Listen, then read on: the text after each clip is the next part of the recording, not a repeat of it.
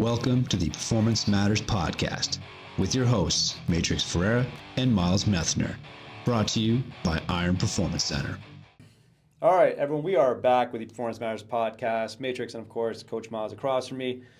A cup of coffee, as always, necessary. As we close out the month of February coming up and getting ready for spring, naturally, we haven't done a rapid-fire question segment on this podcast in a little while, so we figured it would be the Rapid Fire Spring Edition. First off, big shout out to our sponsor, Pete Methner Photography, the premier sports photographer in the Niagara region. He can be reached at www.petemethnerphotography.com.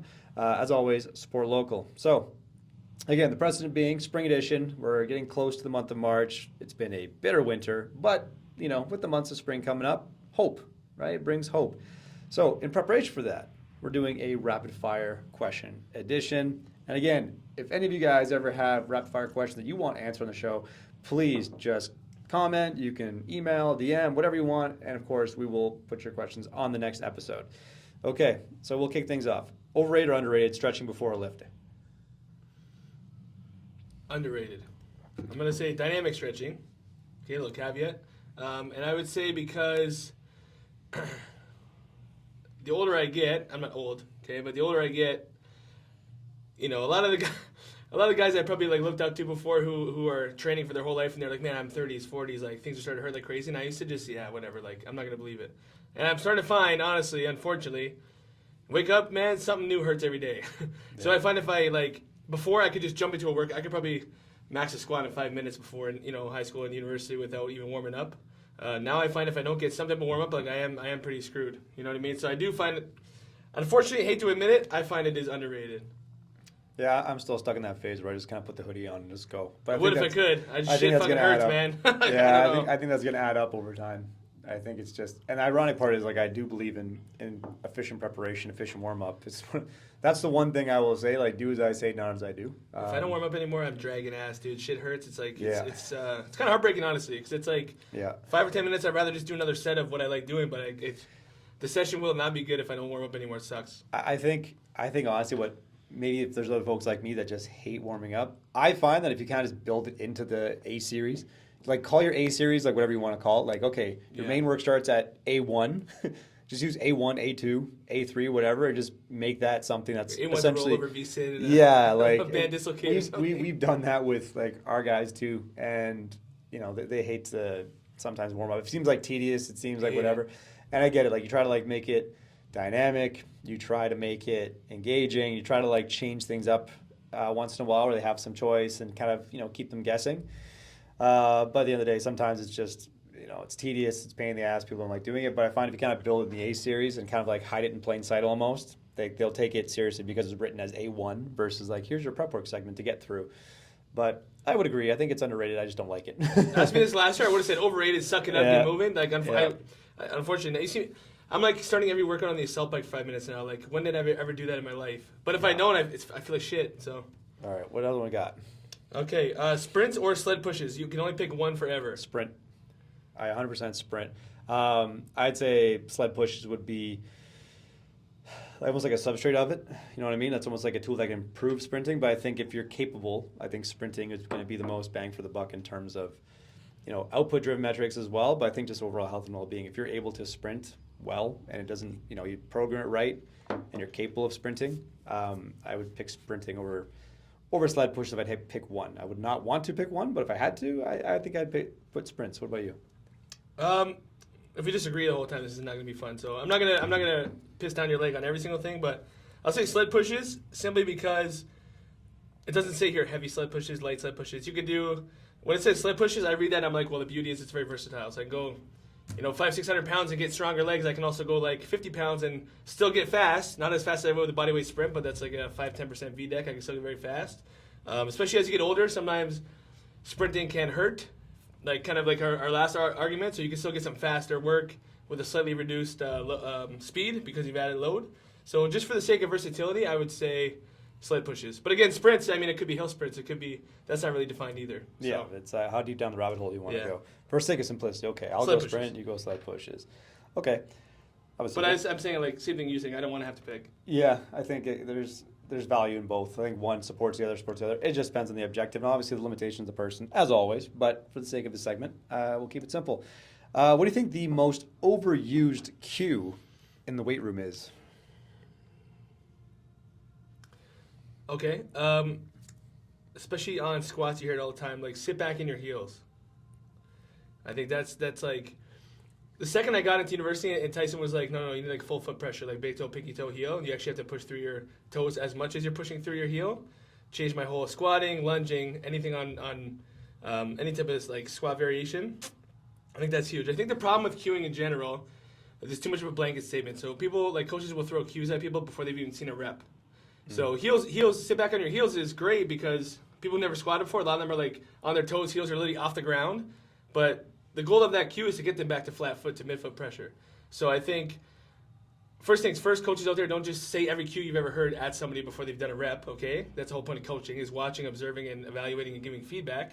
But I think that's actually like massively overrated cue is sit back on your heels because I think it's done more harm than good to a lot of my movements, and once I switch it over, I think a lot of things got better. I think people try to like fix everything in one rep. Yeah. You know what I mean? I think when you're fixing problems that don't exist. Yeah. Right? So somebody that already has pretty good midfoot pressure, now you have them sitting back, they're not using their quads properly, their hips are probably shooting up, it's all low back, like just in the example of a squat.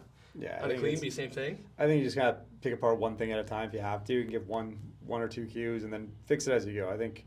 But if I had to pick mine, I'd say brace the core. I think that's fucking bullshit. Yeah. Brace the core. What does that mean? Well, that's the problem. What is does that that mean? It's usually spewed by people that don't know any better. Or don't even know what the hell it means. Yeah, if you say brace your core, like use your core, like what does that mean? Like, so then you say to that trainer, like, what would that look like if they were doing it? Yeah, like, walk me through it. Like, you don't know. Brace your core. What does that mean? Like, help me understand. Like, what are you asking them to do? Like, flex their abs? It's like, well, depending on the exercise, that's probably not going to do much good, right? Like, are you trying to like have like a big belly breath and like, okay, Valsalva, what are you trying to do? Like, what do you mean by brace your core? You know what I mean? Like, squeeze everything? Like, I don't know. It depends on what you're trying to do, but I think that one's overused. You know, you see it all the time on videos and everything else like that. Yeah. Brace your core. I'd be like this. It's like the first measure of like a coach or trainer that doesn't know what they're talking about. Brace your core. I feel the need to say something because, you know, I'm the coach. I'm the authority in the room. And that's just what they come up with. I'm like, you would have been better off saying, hey, way to go, or just saying nothing. I think there's something to be said for just not saying anything. Like, let them just move through things. Like, let them work through things. Like, I get that too. Like, we had it with interns, right? Obviously, you know, when someone's doing like a rep and, you know, they kind of feel like they have to be doing something, and I get it. They want to be helpful. So they're always saying something like, nice, brace your core, push up again. Yeah. It's like, okay, they let them just do the thing. Yeah. Let them do the thing. If you see anything that sticks out, you know, give them the cue, you know, while they're doing it, and then let it ride, and then see if they can self-organize. Like, there has to be, I get it. There has to be some feedback when it's warranted, but sometimes they have to make some mistakes too. Like, let them make some mistakes, or let them just execute the rep if it's good enough. Like, it might be just good enough. Especially, dude, like you see when it's like a seated bicep curl. They're like, brace your core. I'm like, okay, hold on. They're already externally stabilized by the bench. They're doing the freaking elbow flexion, isolation. Like that's like the measure of like. Oh, swing and a miss. Oh. You felt the need to say something, so you said something, and you would have been better off saying nothing. You would have been better off saying, hell yeah, brother. Brace your core. Like, curl and brace the core. You hear it, you see it. It's crazy. Oh, God. All right, what's next? Okay. If you could delete one exercise from existence, what is it? Dumbbell tricep kickback. 100%. Dumbbell tricep kickback. And there's explain it. This is actually valuable because tons of people do them. And it's okay, so if you're doing a dumbbell, and I say dumbbell, and here's why. Okay, so the typical tricep kickback position, you're almost like on a bench, you know, prone, but you're kind of like your chest is parallel to the floor, right? So you're in a quadruped position almost, if you will, on a bench.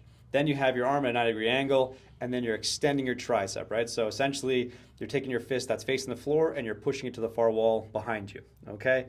The problem with this is basic force vectors, okay? If the dumbbell is your load is going down towards the ground, right? So it's going in a vertical position going to the ground, and then you are contracting the fibers perpendicular now. When you contract the tricep, you're contracting it at a parallel force vector to the ground, which makes no sense. So now, again, you have to look at the actual fiber direction of the muscle itself and the load implement being pushed on it, right? So if you're doing a tricep kickback, you're literally having the load go down while the fibers are contracting parallel.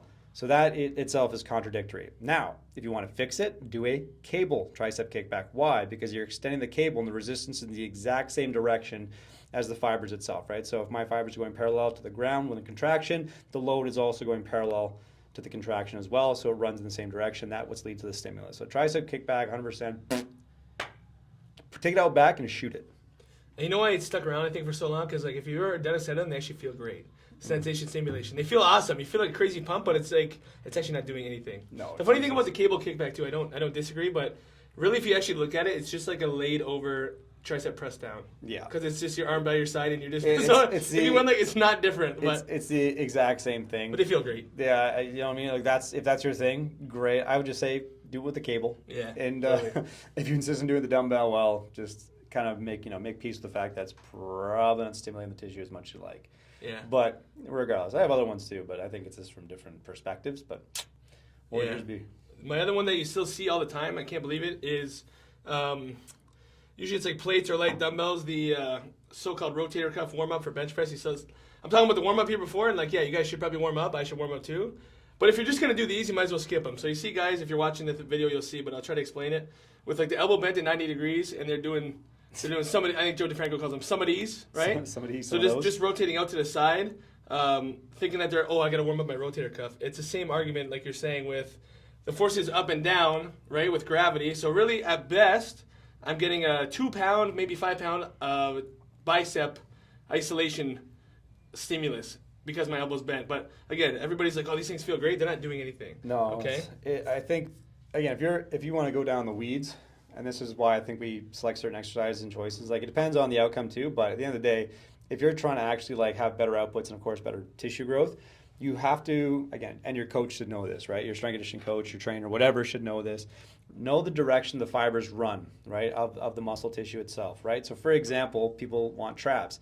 Okay, great. Dumbbell shrugs are fine. Barbell shrugs are fine. Get all that, but really, if you look at the traps itself, right, they run almost like at a 45-degree span. So they go vertically up to the neck, and they branch out closer as they get closer to the delt, right? So it kind of spans out this way, and the lats come up, in the other direction going this way at a 45, right? So if you truly want to stimulate the trap, you're almost better off doing cable at a 45-degree, cable shrugs going this direction, like towards the trap, right? You're trying to pinch your traps together at a 45 because the resistance is now in line with the force vectors in line with the fiber, right? Or maybe, best case option two could be like a wide grip barbell shrug as well, right? It's not the exact same thing because load is still going down, but at least the angle of the arm itself when you're shrugging, it's a better angle for contraction. So all these things in consideration, and then you can go down the rabbit hole too. If you're looking at bench press, like why do you want them at a 45-degree angle on dumbbell, right? Because, okay, well, where's the tendon itself cross before things start getting, like why are we putting what's more delt or is actually more pec? It's going to come down to the angle of like not only the fiber itself, but also the humerus, right, as it pertains to the shoulder joint.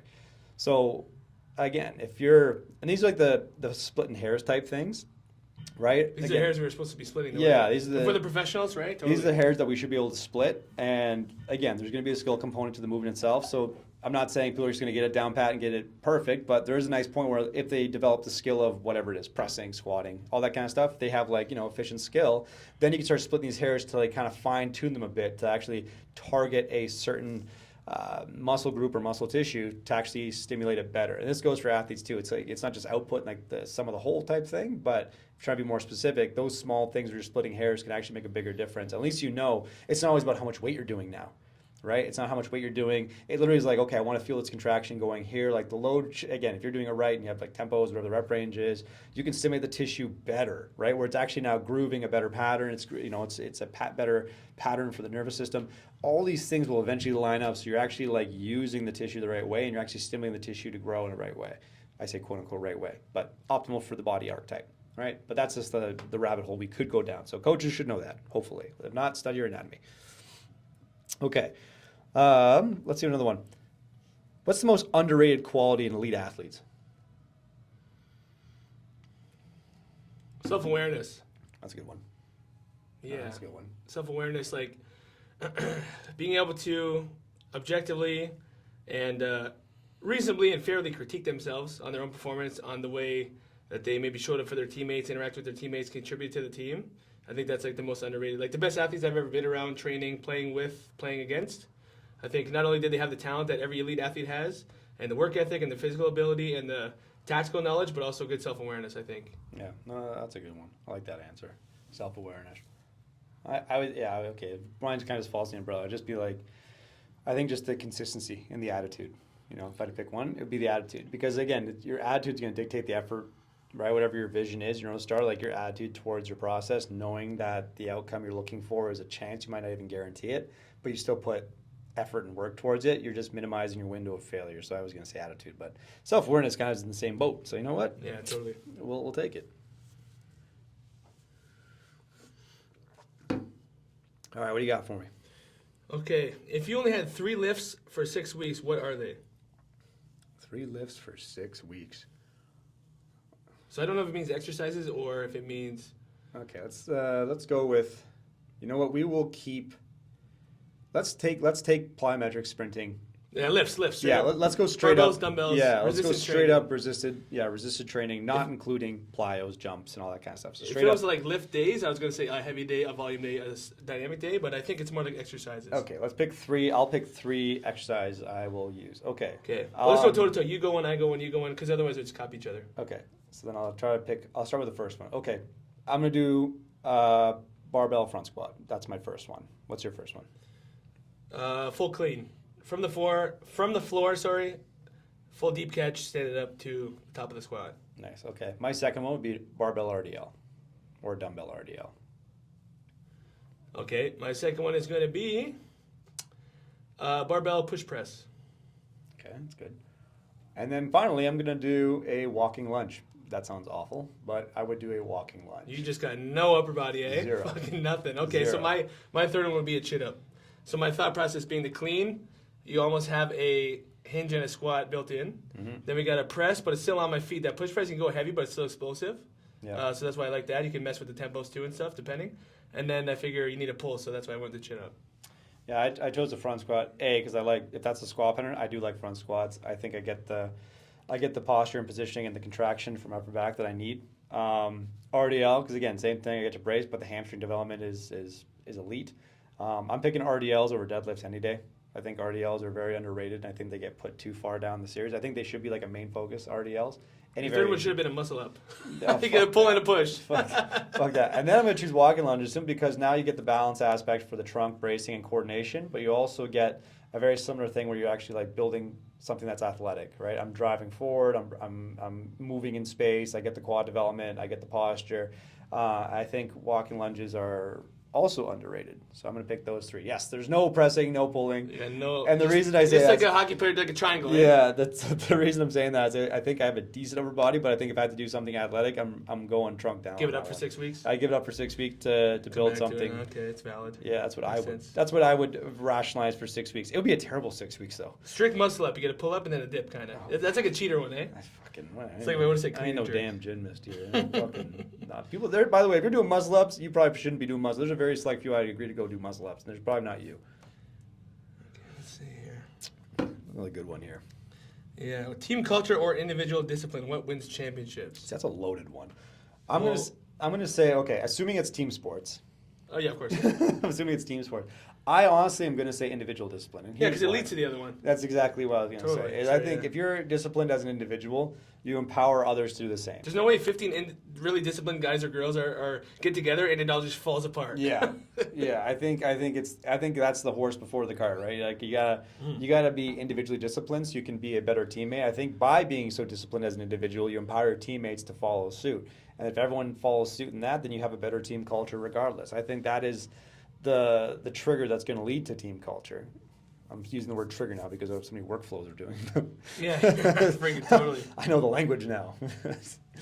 Streamline. Yeah. Streamline. This is one where I'd have the same answer. I'm not going to be a dead horse here. Okay, so this is just an opinion. I don't think this is scientifical. Horizontal? What the fuck was it? Winternal. Autumnal. Autumnal. Yeah, this is not horizontal or vertical or Scientifical. It's opinionatical.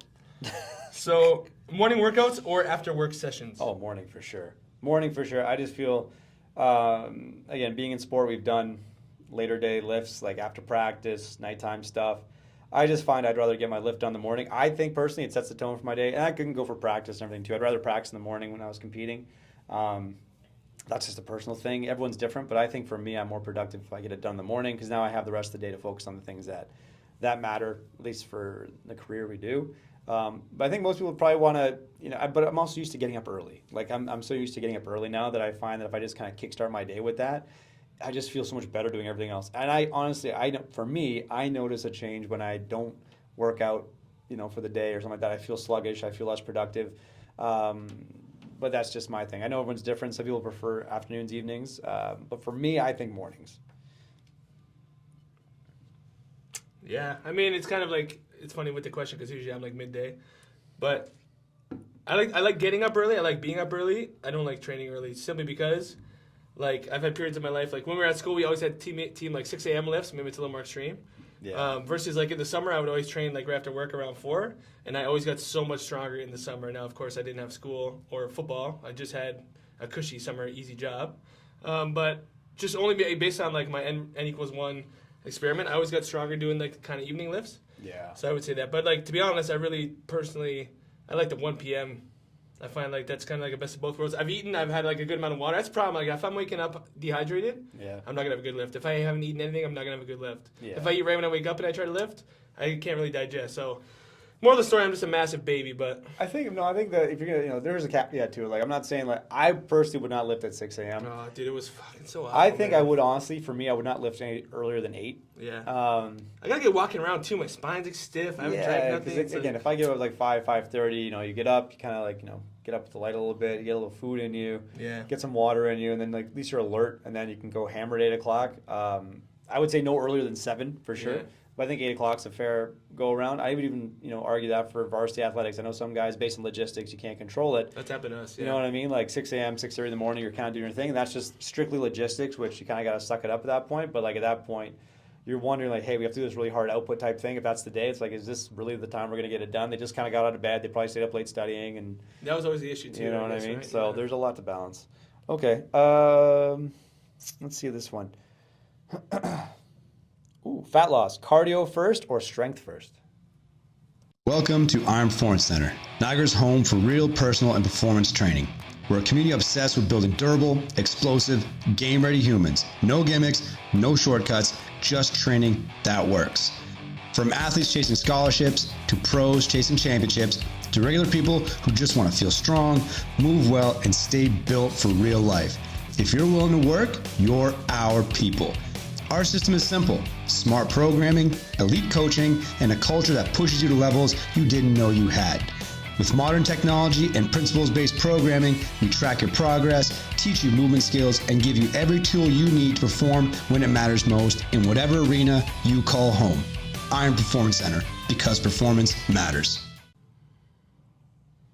Okay, so if it means like you're doing a session that has strength and cardio in it, I would say strength first. You gotta pick one or the other.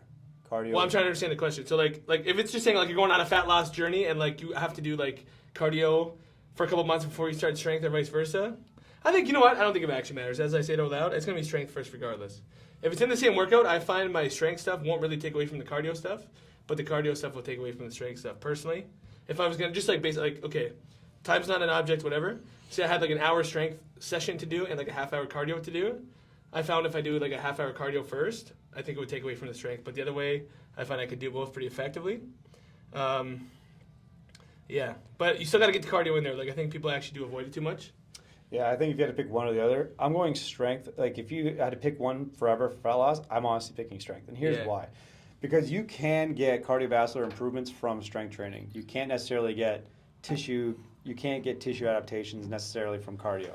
Right? Now, I'm not saying one's better than the other. I'm simply saying that if you had to pick one only for fat loss, I'm picking strength. And pretty much for the reasons I said earlier. Because depending on the way you kind of regiment the workout using external resistance and external load, blood pressure goes up, heart rate goes up. All those things affect your cardiovascular health and well-being. Plus, you also get the adaptation of tissue growth.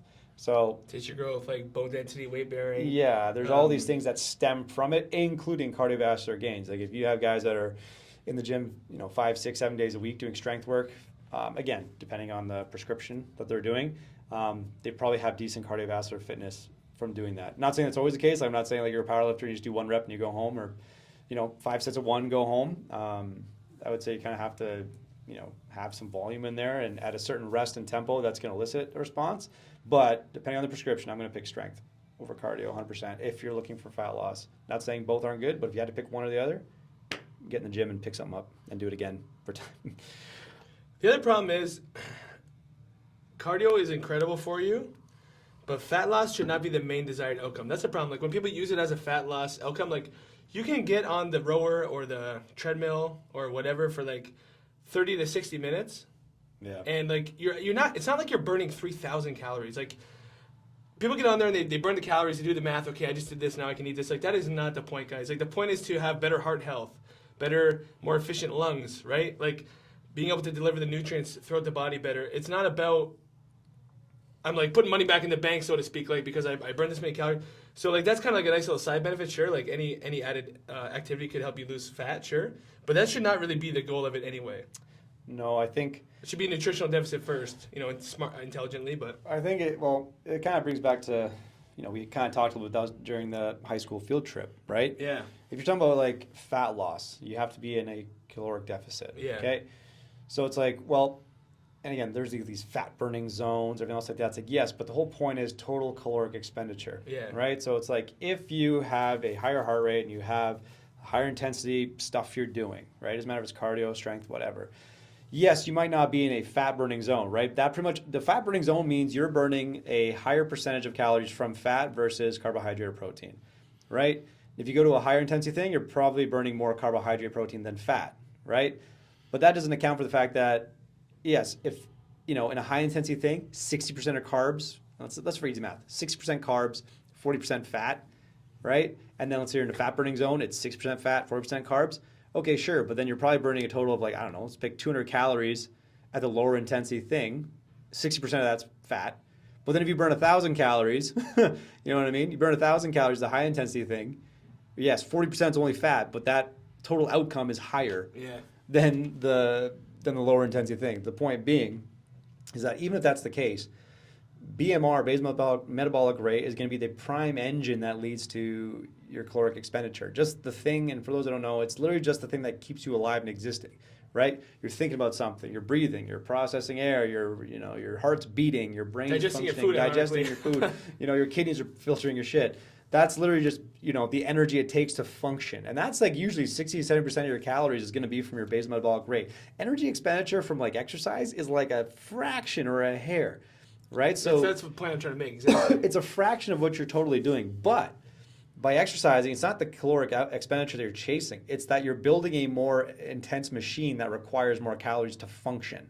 So by exercising and building a more efficient heart, by building bigger muscle tissue, by having capillaries and arteries that can expand and contract, and all that stuff, like that requires more energy to function, right? The more muscle tissue you have, the more it costs your body to fuel it and to function. So ironically, although you're not expending as much calories during exercise, you're building a machine that requires more energy just to function. That is the goal. So like all that stuff by training, yes, okay, you burned 100 calories, oh my God. Yeah, but then you also build a machine that requires 20 extra calories a day to function. That compounds over time.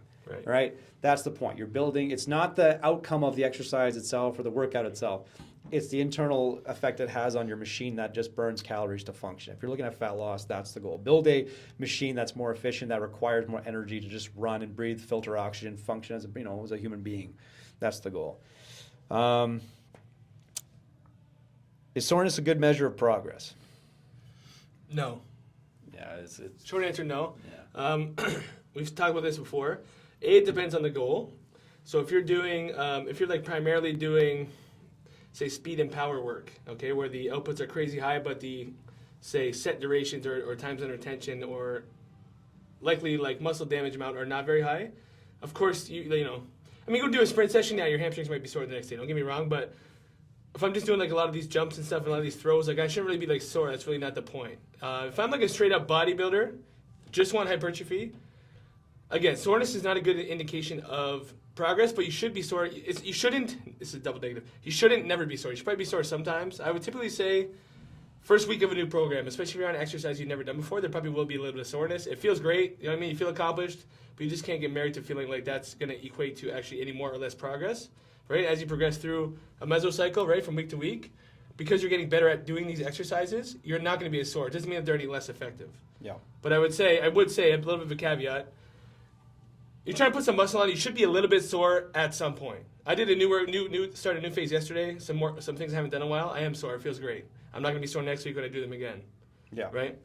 Yeah. If you're never sore ever, I don't know if that's good either. But yeah, there's just a skill component to it. Like once you kind of cycle in these exercises, you've done them time and time again, you'll get less and less sore as you go.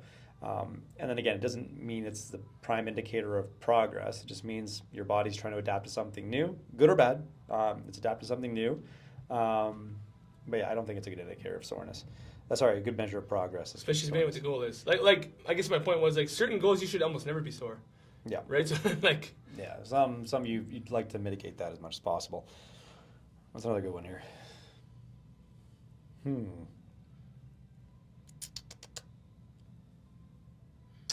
Okay. Some of these we talked about recently, like meal prep Sunday or just wing it. We already talked about that recently. Okay. Coffee before workouts, performance boost or dependency? Both. You see, yes, Yes. all the above. Yes. Just yes. It's a necessity for me anyway. I need Totally. to caffeinate. Headache prevention. Yeah, headache. Bring me back to baseline. I love the taste also, so that's kind of Yeah, nice. Imagine you didn't like the taste. That'd be well. That'd be awful. Then I probably never would have started. Yeah, that'd be to awful. be fair, I guess It's- like. Well, probably- honestly, I think it's no different than drinking beer for the first time. I don't think anyone actually drank a beer the first time and was like, "This tastes amazing." I think it's just peer pressure led to have a beer, and all of a sudden, now you enjoy having a beer. now you wouldn't. Yeah, fair enough. You know what I mean? That's true. I mean, that's true. Because the first time I had coffee, I was like, "This is Yeah, who drinks this? awful." Yeah, then you just keep drinking. You're like, "Oh, I actually like coffee now." Yeah. Then you have like an acquired taste for coffee. Yeah, that's true. Okay, how about this one? What's harder, getting in shape or staying in shape? I would say staying in shape. Reason being, when I think about staying in shape, like we're hoping to stay in shape until we're 90 or 100 years old. Like getting in shape is one thing with these newbie gains, and anybody could probably commit to like 3 to 6 months of getting in decent shape. Yeah. But in my opinion, staying in shape that's hopefully going to span the lifespan would be obviously a lot tougher. I would. I can't disagree. Unfortunately, I want to kind of like battle back and I forth. know, it's kind of hard too. But I would say, yeah, staying in shape. I think it's no different than like if you're competing in sport, right? You win one championship, the second one's gonna be harder, right? Because now, yeah, same thing. now you have the pressure of like, okay, I gotta do all this stuff, and you gotta probably do a little bit more to keep winning, right? It's one thing to get to the top of the mountain, then there's an old saying, right? Those who gain power are always afraid to lose it. Same thing. You've kind of hit the pinnacle. Like, hey, I'm in shape now. It's like, okay, now you're afraid to lose it. You gotta keep on that train. You gotta keep doing those things and start splitting more hairs to ensure progress. Because now it's going to take a more specific stimulus to actually elicit even further response. And those gains might be minimal. Whether it's trying to get bigger or more in shape. It's like now we're talking like milliseconds. We're talking micropounds. We're talking like microseconds under duration. Those things are going to matter more now because the exponential curve is leveled off. So to kind of stay there, it's like trying to get strong and then all of a sudden you're trying to add more to your squats. Like, well, if you're already hitting 200 kilos and that was you're efficient at squatting, trying to add 202, 205, that's going to take more time. Right. What got you there is not going to be the same that's going to keep you there, right? Like there are, and we've talked about this with Coach Kitch too, there are hierarchies to this shit. Right, so now you're earned the right to split hairs, and it's harder to stay there. That doesn't mean you can't just like, oh, I'm just gonna do this one thing now. It's like, well, you can't disregard the things that got you there because those things will keep you there. But you have to do on top of that, you got to do something else. So I would say staying in shape is harder. Let me see. Best investment: personal trainer or home gym? Oh, personal trainer, 100%. Because no bias. No, because you can buy a home gym and not know what the hell you're doing with it. That's a problem. Like you invest in the home gym, you get all the bells and whistles, and you don't know how to use it, right? You don't have a license. You buy a Ferrari, you can't drive. What's the point? But if you have a trainer, they can actually put you through the proper program and everything else to actually reap the rewards of the work you're putting in. Yeah, I think no bias though, huh? Completely biased from my end, but Of course, it's biased. But here's my other take on it. Like, and again, this is you would agree, obviously. Of course, but, Yeah. and here's why though. And this is assuming that your trainer is competent. Because if you're you bought a perfect home gym or a perfect trainer, let's say. Yeah, and again, we've had horror stories of people that come to us and they've had trainers in the past, and you wonder like, what the hell you've been doing, and that's unfortunate. Like you feel for those people because like when you're trusting someone, you assume they know what they're talking about. And again, I'm not sure it's out of malice or malintention. I'm sure trainers probably thought the same thing, but they probably just didn't know what they didn't know, right? So, assuming that's all well and good. Here's why I think trainer versus a home gym. I think more it's like the mental aspect because the most common thing people find is like, well, they're tight on time. They have a lack of motivation. We'll call it that. And we know a lot of people that have home gyms that don't use them, right? They don't use them. And you have to ask, why don't you use them? Like you have the perfect setup. Why don't you use it? And maybe it's in fact they don't know what they're doing. But even if they did know what they're doing, it's no different than during the COVID days you had to work from home. Why do people struggle to work from home? Because like usually, as humans, we're habitual, right? Like we have a space for rest and peace. We have a space for production. We have a space for work. So it's like, okay, you have to go to work. Like, as soon as you hit your car and you're going to work, like the office is work time. At home is rest time, right? The gym is work time, whatever you want to call it that. So having personal training means you have to go to the gym. Okay, that means it sets the tone. We're just a bunch of Pavlov dogs, eh? Yeah. You set the tone. It's like people say, oh, I don't want to go to the gym today. But by scheduling an appointment, now you have a subconscious habit like, well, I can't not go because I have this in my calendar. I have to go because like it's going to either cost money if I don't show up. My trainer will be disappointed, whatever. So you have this now external commitment that you have to go. Someone else is going to like be pissed off if you don't go, right? Yeah, the home gym can't hold you accountable. Yeah, right? There's some level of accountability there. Furthermore, you're mentally preparing yourself for when you get in the car, you're going to the gym, you're going to the gym. Like you are now in the headspace of, I don't care if I want to go or not, I'm in the car, I'm going to the gym, I'm getting it done. Versus if it's in the home, you roll out of bed from your peaceful spot and you look in your garage, go in your basement, you're like, oh, it's so easy to not do it. You can now negotiate with yourself because you're literally 5 feet from your peace place. Right? So the other aspect of that's going to be the mental side of it. Yes, I personally think, right, all things equal, personal trainer is better because, again, the coaching and the accountability in the program is going to be specific to you. And furthermore, if you have a personal trainer and you have a coach, that's one less thing to think about. Like, honestly, like, even for me, I hate designing for myself. Why? Because I can negotiate with myself on all things I want to do, don't want to do, what I like, what I don't like. That makes it hard for me. Like, we've had clients, too, that say, like, I just don't want to think. I want to show up and just not think and do it. Great. Yeah. We'll take the guesswork out of it. Here's what we're going to be doing. I'm going to coach through it. There's no guesswork for you. There's no thinking. You literally show up and just work, and you go home. That is good enough, right? But having that trainer, having that coach, that checks that box, right? So you have the mental aspect covered. You have the accountability covered. You have the less thinking part covered. And now you're separating, you're compartmentalizing your places of work, production, and peace. That way you know what gets done where, right? Versus if everything's under one roof, people that used to roll out of bed, go on their laptop and work, and then roll back in, like there was no separation, right? So there has to be, I think mentally it's better to have some separation so you know this place means this place associates with this place associates with this. People don't go to a spa and expect hard rock music, right? Like it makes them, that would be like, oh, this is kind of weird, right? You don't go to a basketball game expecting to be peaceful and quiet. No, like you're associating something with it, and that's usually what leads to the energy and the outcome that goes along with it. That's my philosophical take on it. If I had to pick one. Yeah, totally. Let's see. Oh, this is a good one. Gym intimidation, real barrier or mental story? It's kind of worded funny, but it's a good topic. I think real barrier or mental story. Well, I think like mental story, is it just a story you're telling yourself? I guess is kind of.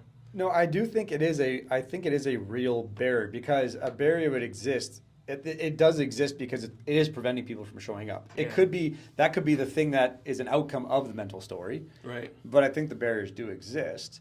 And again, it's to tackle that barrier. I think it comes down to a couple things. And I think the first one is going to be the educational component of like what is it that is being communicated that led to these misconceptions of what fitness and training really are. Right? And I get it because certain places, like it's different, right? You go to a powerlifting gym, I'm sure it's loud. It's people headbutting walls, walls, all that kind of stuff, right? You go to LA Fitness, might be more texting and selfies and TikTok videos. I don't know, right? But there is an association stereotype that comes with these things that leads to a conception, perception of something like that. So I do think it's a real barrier because it is. It's essentially like an ecosystem that was created from stereotypes. So, and that stereotypes is leading someone to come up with a story in their head that's now preventing them from going into the gym. So I think to overcome that, like I said, you have to kind of like, as coaches, we have to try to educate folks on what it is that we try to do, and also be honest, be like, is this the place that's a fit for them? Because again, we're not for everybody, as an example, and that's fine. But there are other places that might be better fit. It's like this is not the environment for you. Yes, the music will be a little loud. We're not doing powerlifting. We're not doing bodybuilding. We're using exercises, tools to achieve outcomes for everybody. But the environment is more intense. We've had that reputation. It's a more intense environment for a reason, but we also have very good success. And this environment's not for everybody. So I think just communicating that, like, hey, based on like your comfort level and everything else, this might not be the place for you. Doesn't mean you shouldn't do these things. It just means like maybe there's a better environment that might be more suited to your comfort level, right, or to your personality. So I think just being honest, and that way you kind of break down those barriers and explaining why. And I think just realizing that these things are getting in the way. I think addressing them, I think that will just break those barriers down more versus just not talk about it or just let people associate training and these. If that barrier is stopping someone from actually starting a healthy lifestyle and starting a healthy journey, it should be addressed head on.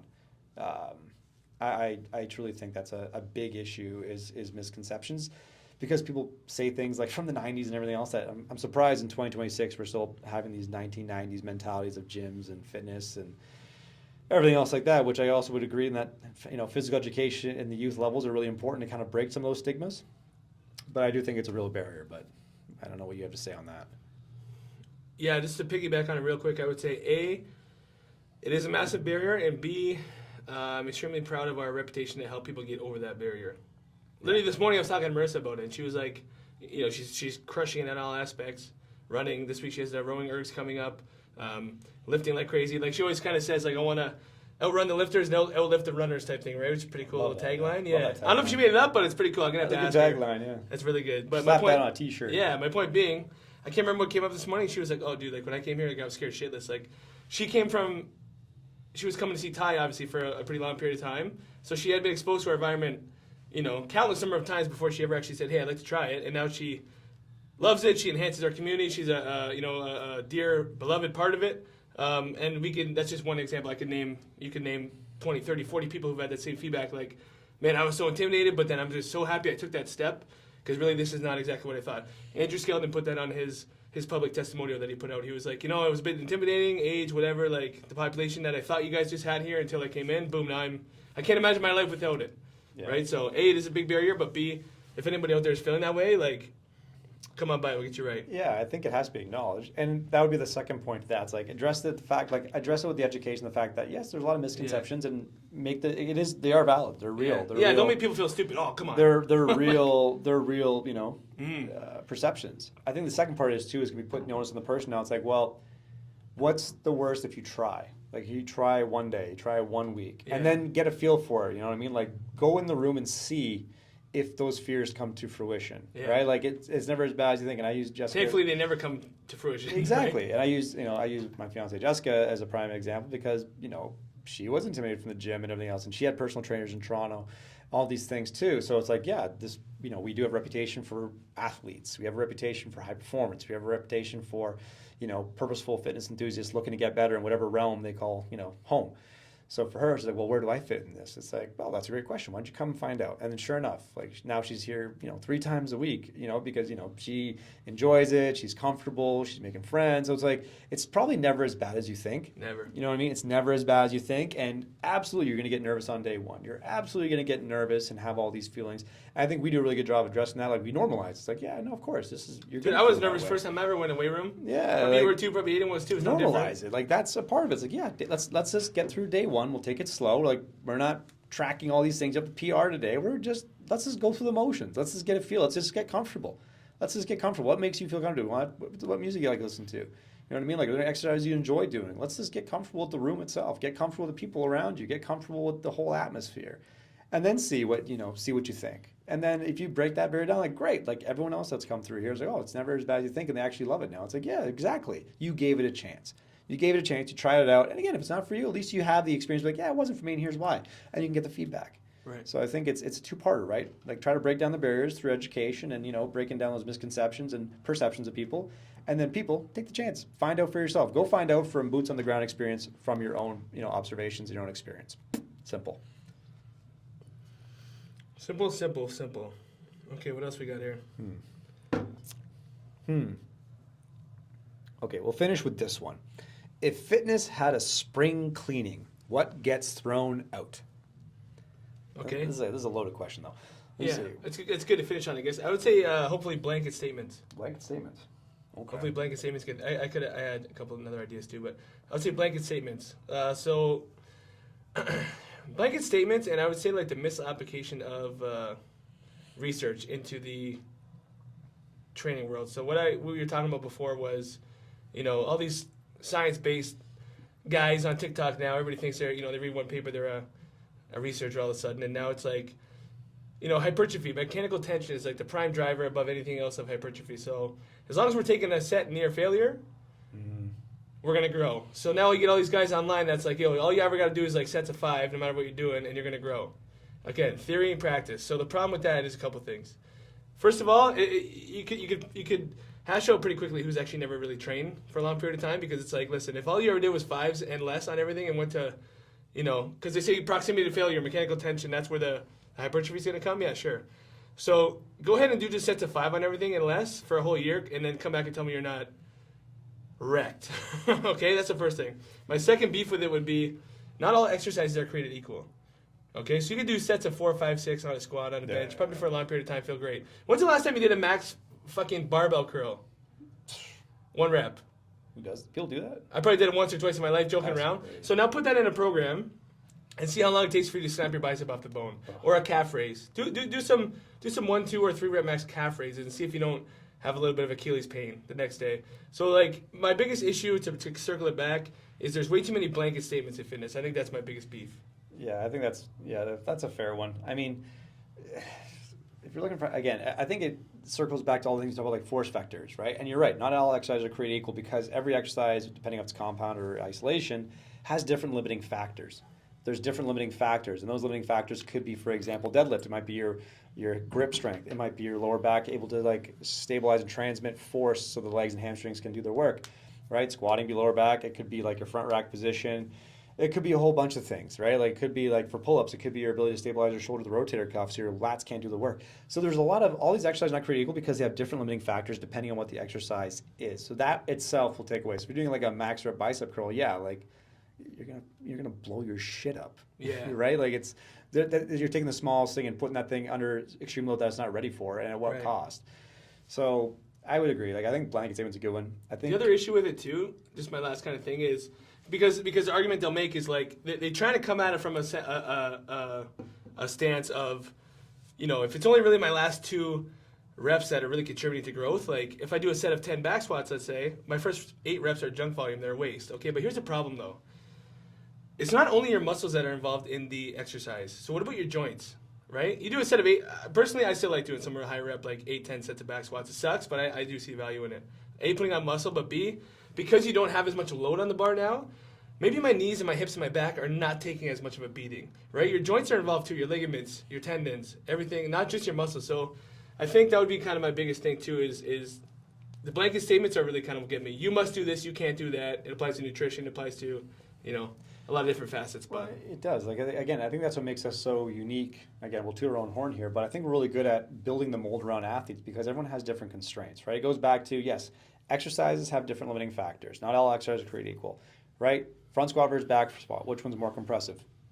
Back squat. Right. Right? Some athletes handle compression better than other athletes based on literally their archetype, like the rib cage, right? Like those kinds of things you can take into account. Not everyone's meant to back squat, the most optimal, like whatever the optimal way for them is, but they might not be the best at it for those reasons.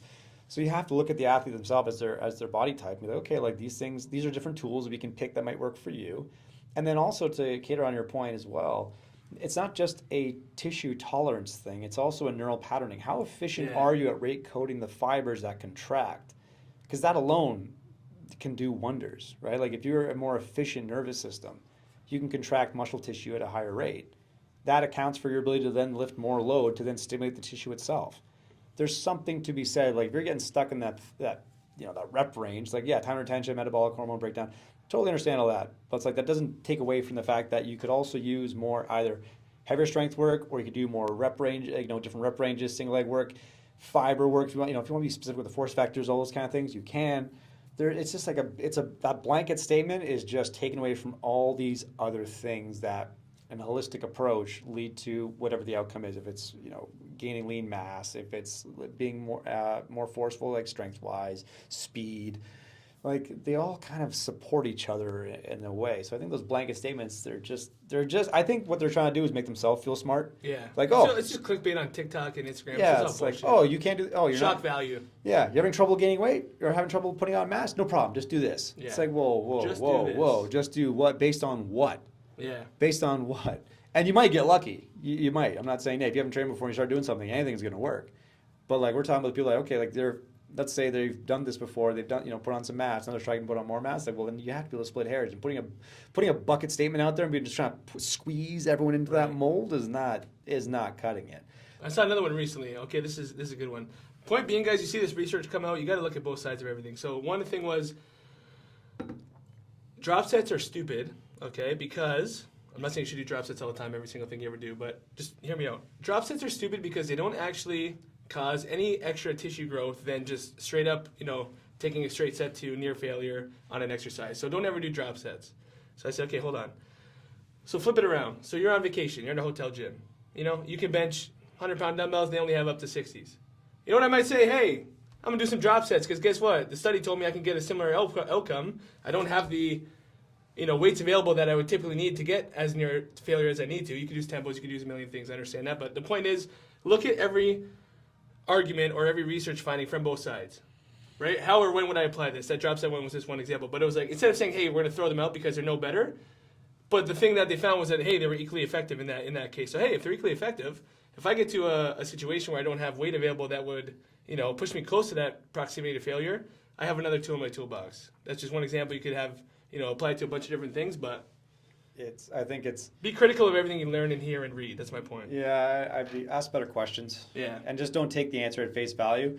Like I when people ask questions to coaches or trainers and they give the answer, it depends. I'm like, that's a great answer. As long as you know what it depends on. If you can provide the context on what it depends on. And I would argue you're not just you're like, well, it depends, and just leave it like, well, it depends on what? Well, this and that. You're like, well, that's not good enough. Like, do you know or not? It depends know? on what, and they go, oh, there's just so many factors. It's like pick cool, three. like which ones? Pick three. Pick three. You know what I mean? And then, you know what I also respect is like, if you don't know, you don't know. So that's a great question. Actually, I'm going to find out. That's fine too. Totally. Stay within your real house and then go learn something.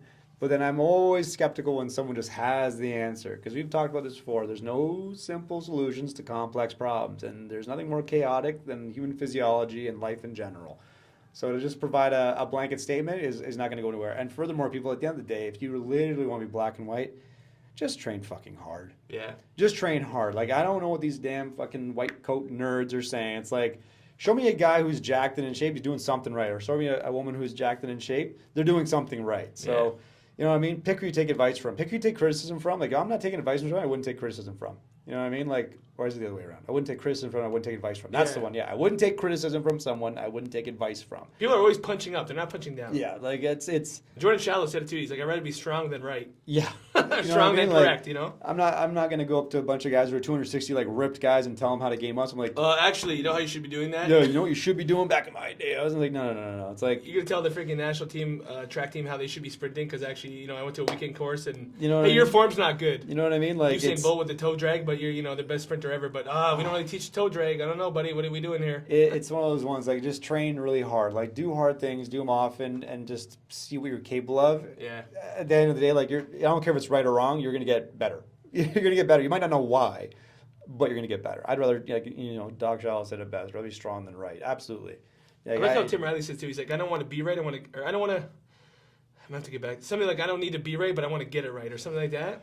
Kind of along the same lines. Yeah. The whole point being just train fucking hard. Yeah. Just train fucking hard and see what you're capable of. Yeah. Just, you know what I mean? And don't, because I think what these sciencey nerds will kind of like put in people's minds, like, oh, okay, I don't have to go that hard. They'll try to like rationalize with science. I think that was kind of my point. They'll try to rationalize with science, like, there's an easier way to do this. You're doing 3 or 4 sets? I'm just doing 1 or 2. Yeah, I'm doing 1 set of 20. I'm Gold good. star, pal. And you're like, well, I think you're trying to rationalize. You're trying to like use the science to take away from hard work. And again, like, I'm not saying there's times you can't pull back, but you're probably not the exception to the rule. Right. You know what I mean? You're probably not the exception. We get this caveat a lot with athletes because, like, we got to save ourselves for tournaments. Like, I get it, you won't be sore. But at the same time, too, you're not in shape enough or, like, trained enough to have that luxury where you can just pull back. There's nothing to pull back from. Yeah, what are you pulling back from? What are you pulling back from? There's nothing to pull back. The slingshot doesn't go. It hasn't moved. Right. So it's like, well, so I think at the end of the day, if you just default back to, I'm just going to work my ass off as hard as I can. I'm going to find out, how tired I'm going to fuck around and find out. Yeah, I'm going to push the set until I can't go anymore. Great. Right. Try that. You'll probably get better off than trying to conserve yourself based on science. Then all of a sudden you have no opportunity to actually find out your threshold. So I think it's I'd rather be strong than right. Quote Doc Shallow. Cheers to him. Put on a shirt somewhere. So spring. If you're going into spring, right? Spring is the season of hope, right? New beginnings or some shit that spring says. Here's new hope. be skeptical, ask better questions, and just work your fucking bag off. Yeah. You do that, you'll And probably then get just, better. for a long period of time. And then just see what happens. Yeah, just see what happens. Don't negotiate with yourself. Just find a way to get it done. Don't negotiate with yourself. That's the new hope. I hope I will not negotiate with myself. Why? Because you're going to believe your own bullshit. You're going to put a label on yourself. And then you're going to get stuck and say, like, well, I would, but I can't because of this. And you're just like, okay, so what? If you're saying you can't, then you probably will never, right? That's the worst part. You start putting labels like, well, you know, like, I'm not a can't. athlete. I can't do this because, like, oh, I have this. And, like, I know the can't. science says this. So I got to stay in the rep range. Like, well, you know, if you're not passing the eye test to me, I'm like, well, I'm skeptical now. Right. It's like, well, have you actually done anything really hard? Have you done it hard longer? Have you just tried doing that Yeah. a couple times a week? No? Well, we're not going to find out then. You know what I mean? Like, I'd be... At some point, you got to get off the sidelines. Yeah. You got to get off the bench and you got to train. You got to get in the arena. You just got to go hard sometimes and just do it more often. You'll probably be fine. You know what I mean? Like, you're not saving yourself for anything if you haven't done anything. So, new hope. Just go harder, longer, and don't Try negotiate. trying. Try trying. Don't negotiate with yourself. Try trying. That's spring cleaning. All right, guys. That is another episode of the Performance Mad Podcast. We are on Apple. We are on Spotify. We're on YouTube. Be a subscriber. You know, like, follow, share with your friends. We always rant every week. And of course, as we head into the spring season, keep an eye on your emails. We have some cool stuff coming out. It's a season of hope, and we hope you too will get after it. That's a pretty good tagline to finish things off, isn't it? There's a good thumbnail. That's a good thumbnail. There you go. The season of hope. Till next time. Peace.